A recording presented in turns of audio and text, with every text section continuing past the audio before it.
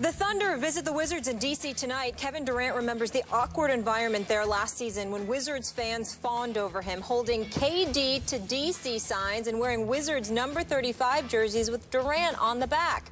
KD said, "It was crazy. It was crazy. It was kind of disrespectful, in my opinion, because you've got a great team there already that deserves your full 100% support. And I wouldn't like that if I was on that team, and I didn't like that because it comes with it nowadays. I learned to embrace it a little bit more, but it's still a little awkward for me." Bradley Beal agreed, telling CSN Mid-Atlantic, "It is disrespectful because he plays for Oklahoma City. He doesn't play for Washington." Stephen A., do you agree? Well, let's put it in its proper context. If Bradley Beal is saying that it is disrespectful for them to be rooting for Kevin Durant while he plays for Oklahoma City, to the point where he's in the arena at the Verizon Center and they're cheering his every shot and his every point and all of this other stuff. I don't think that's what he's saying. I know that. What I'm saying is that you have people in Washington, because I spoke to a few this morning that were talking about, well, that's what he meant. Okay, that's what they meant. And I was like, nope, that's not what they're talking about here. What they're talking about with the signs, KD wanting him to come here. Let me wait. I love me some Bradley Beal and John Wall. I love them both. They're good people, and they're going to be great players. They're wrong here. Bradley Beal is wrong here. I have no problem whatsoever with fans in D.C. You should be booing him during the game. You know, you don't want him to beat your team, but wanting him to come to D.C. That's campaigning. That's what you're talking about. That's campaigning. That's the operative word. That's right, the campaigning. Okay. I have no problem with it. Zero whatsoever. If you're the Washington Wizards, you better get him. You better try. You better exhaust every measure to get somebody who is universally recognized as one of the top 3 players on the planet. Bradley Beal with John Wall, if KD come to D.C.? Are you kidding me? I mean, oh my Lord, I can't even imagine. I can't even imagine what life would be like in the nation's capital if KD rolled up in D.C. Now, I'm hearing otherwise. I understand. Okay, I'm hearing he's going to stay in OKC, or that LA's a viable option, but Washington is still a possibility. He is going to be an unrestricted free agent, free to go wherever he wants to go. All of that is true, but I got to tell you something. I'm looking at KD. Listen, I got tired of them relying on Nene, because Nene with Gortat wasn't working. They were going to go home in the second round. And I haven't forgiven them for losing every home game in that series against Indiana the season before last. But when I look at them right now, they decided to go small. You got Gortat at the 5. You got Otto Porter at the 3. You got either Chris Humphries or Dudley at the 4. You got Beal and Wall in the backcourt. You get KD with those two. The other 2 positions should just be out there for mop-up duty. Grab rebounds, defend, and shut the hell up and hope you get the ball. Because those 3 dudes need to be shooting all of the time.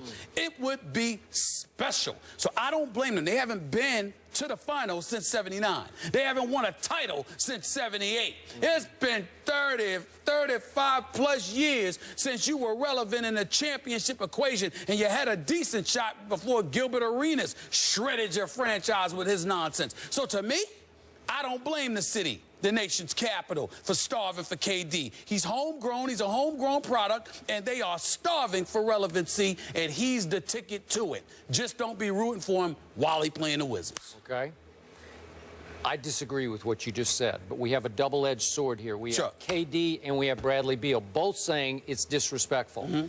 I think Kevin's not being completely honest with his feelings there, because he can't be. He's got to be PC and say the right thing, which is, boy, that's disrespectful to him. I think deep down or privately, he really appreciates it and actually probably loves it, because he's from that neighborhood, man. And to go home and feel the love from those folks, I think it means a lot to Kevin. Now, let's go back to Bradley Beal. I love me some Bradley Beal. We had him on the show at the finals. Good guy. He was sensational on this show. He's got a future in this business at some point, but he's got a big future right now. He got a big future in the NBA. That brother can play. And listen, he beat my Spurs the other night. I don't know if you followed this, but he had a last-second bomb. It was sweet. That's right. Just juked LaMarcus Aldridge, just left him. He left Kawhi Leonard, who he finally left, but we won't get into that. Okay. But I appreciate the fact that he stood up and said, that's disrespecting me, because are we chopped liver here? I get what you're saying, but I do not blame Bradley Beal for standing up and saying, I don't want our fans to be rooting for somebody as if we're nothing without that guy. Because, as you point out, the odds of them getting that guy are probably pretty small. Is that fair to say? It's pretty small. Yeah, okay. It's not impossible. All right, not it's impossible, a shot, but pretty it's small. Okay, so it's 5% or 9% or whatever. So Bradley Beal's saying, hey, we're pretty good already, because they are pretty good. And they lost to Atlanta in the second round, as you say, last year, 4-2. That was about as good as they could get, and that was with Paul Pierce. Are they going to miss him this year? Is it going to be the same? Will they have the same sort of, you know, that veteran, gutty leadership or big shot making when it's time? I don't know. I still like the team. I don't love them, but I love the fact that Bradley Beal stood up and said, no, don't do that to us, because we got a chance. Well, you can love it all you want. What I'm saying is, it ain't disrespectful for a fan base that hasn't been to the finals since 1979. And keep in mind, 1979. I was there. I covered those games. Molly, 1979. Yeah. I was 12 years old. Yeah, I wasn't That's born. the last time. I'm sorry, I apologize. I was 11 going on 12. So the point that I'm trying to make to you is, yes, Wesley Unseld, Elvin Hayes and the crew, Bobby Dandridge and them.